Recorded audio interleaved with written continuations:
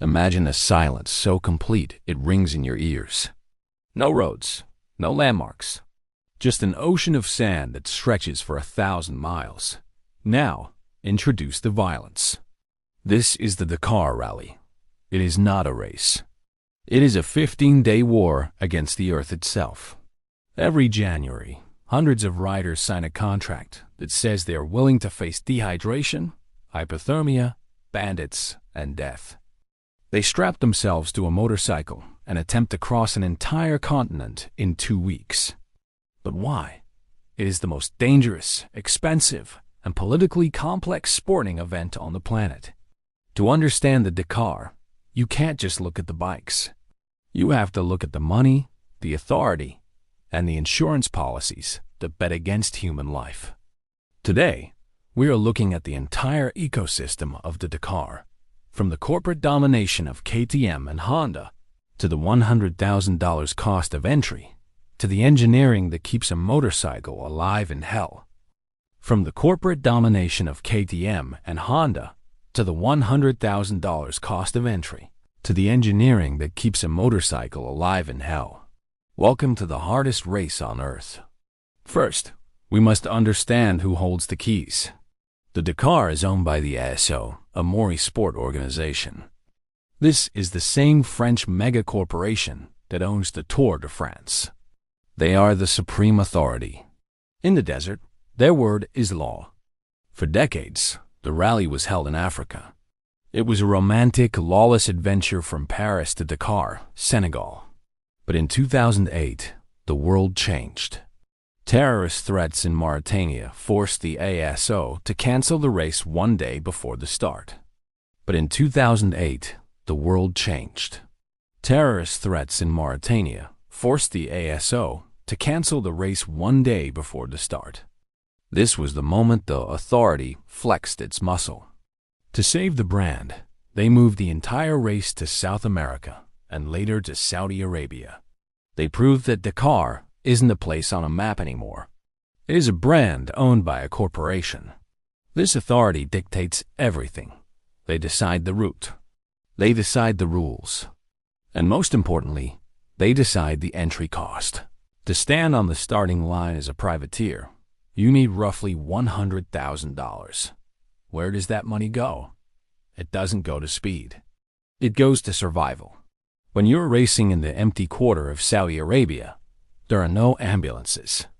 If you crash and shatter your femur in a dune valley, a truck cannot reach you. Your only way out is a helicopter. If you crash and shatter your femur in a dune valley, a truck cannot reach you. Your only way out is a helicopter.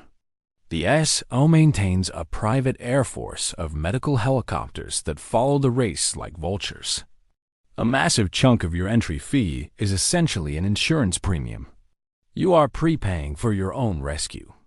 A massive chunk of your entry fee is essentially an insurance premium. You are prepaying for your own rescue. This financial barrier creates a brutal hierarchy. At the top, you have the factory teams, Red Bull KTM, Monster Energy Honda. They have multi-million-dollar budgets, sleeping buses, and physiotherapists. They have multi-million-dollar budgets, sleeping buses, and physiotherapists.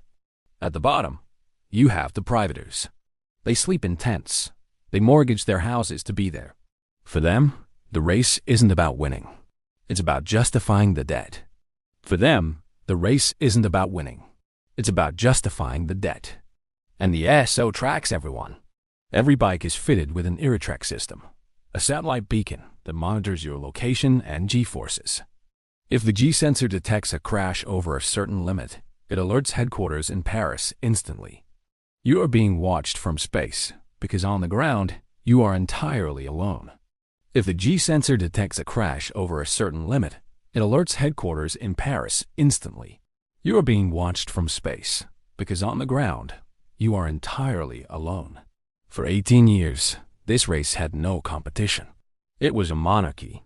From 2001 to 2019, one manufacturer won every single rally, KTM.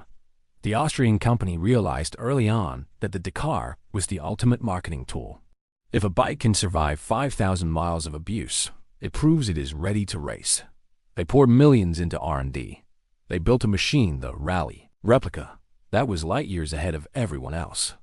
If a bike can survive 5,000 miles of abuse, it proves it is ready to race. They poured millions into R&D. They built a machine, the Rally replica, that was light years ahead of everyone else. It became a joke in the paddock. If you aren't on an orange bike, you are a tourist. But monopolies create enemies. Honda, the giant of the motorcycle industry, got tired of being embarrassed. They decided to treat the Dakar like a military operation. They entered an engineering arms race. Honda brought satellite weather teams to predict sandstorms. They brought engine technology from MotoGP. They hired the best riders in the world. Honda brought satellite weather teams to predict sandstorms. They brought engine technology from MotoGP. They hired the best riders in the world. In 2020, the war finally turned. Honda broke KTM's 18-year winning streak. The desert had become a proxy war for corporate supremacy. These aren't just motorcycles anymore. They are multi-million-dollar marketing assets firing shots at each other at 100 miles per hour. The desert had become a proxy war for corporate supremacy. These aren't just motorcycles anymore. They are multi-million-dollar marketing assets firing shots at each other at 100 miles per hour. So, what are these machines? The rules state that all motorcycles must be limited to 450cc single-cylinder engines. This rule was introduced to slow the race down. In the old days, massive 900cc twins were doing 130 miles per hour, and too many riders were dying. The ASO thought smaller engines would mean safer speeds. They were wrong. Engineers took the 450cc rule as a challenge. They built high-strung, screaming engines that live at the red line for 8 hours a day. These engines are engineering marvels, but they face a unique problem: thermal runaway. In the deep dunes, the bike is moving slowly, 20 miles per hour, but the engine is at max RPM, 10,000 RPM, to churn through the sand. There is no air cooling the engine. To stop the piston from melting, engineers turned the oil system into a weapon. A Dakar bike holds 3 times more oil than a normal dirt bike. Massive radiators and oil coolers wrap around the frame to shed heat.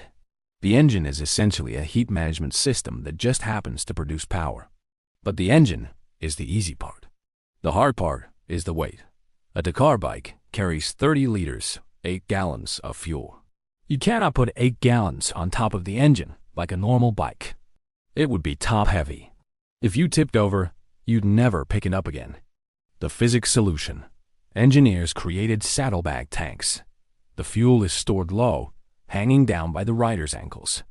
This lowers the center of gravity. It makes a 350-pound motorcycle feel like a bicycle. But this creates a new physics problem: variable handling. At the start of the day, the bike is heavy and squatted low. By the end of the day, after burning 50 pounds of fuel, the bike is light and tall. The suspension has to work for both scenarios. The rider has to mentally adjust their braking points and cornering speed as the bike physically changes underneath them. And then there are the tires. In the Dakar, you cannot get a flat tire. If you stop to change a tube, you lose. So, they don't use air. They use bib mousses, a solid foam ring inside the tire. It cannot be punctured, but physics always demands a price. If you ride too fast on the highway sections, the friction generates heat. The foam inside the tire can literally melt into a liquid. Riders have to manage their speed, or their indestructible tires will disintegrate from the inside out. We have the money, the authority, and the machine. But the weakest link is always the human. A Dakar rider isn't just riding. They are solving a math problem while being punched in the face. Mounted on the handlebars is the navigation tower. It looks like a fighter jet cockpit. Riders do not have GPS lines to follow. They have a roadbook, a scrolling roll of paper with cryptic symbols. Kilometer 145, turn right. Danger level 3, hidden rock. They have to read this paper while bouncing over rocks at 90 miles per hour. It is called cognitive load. The brain is processing the terrain, the balance of the bike, the fuel management, and the map symbols all at once. A single second of distraction doesn't just mean getting lost. It means hitting a fesh hole, hidden dust pit, and cartwheeling into a helicopter ride. And the craziest part? The Moto class? These are the riders who have no mechanics, no bus, no team. They ride for 10 hours, cross the finish line. And then, while the factory stars get a massage, the Moto riders open a tool chest and rebuild their own bike. They change their own oil. They change their own tires. They sleep for 3 hours and do it again. This is the true spirit of the rally. The Dakar Rally is a relic. It is too dangerous, too expensive, and too pollutive for the modern world. It destroys machines. It bankrupts privateers. It breaks bones. And that is exactly why it matters. In a world that tries to sanitize everything, the Dakar is the last place where authority, money, and physics collide in the rawest way possible. It is the only race where a billionaire can be beaten by a mechanic with a better wrench. The desert doesn't care about your budget. It only cares if you can survive. The Dakar breeds tough bikes, but sometimes engineers get it wrong. Catastrophically wrong. Click this video to see the story of the Suzuki that tried to reinvent suspension and ended up creating a death trap.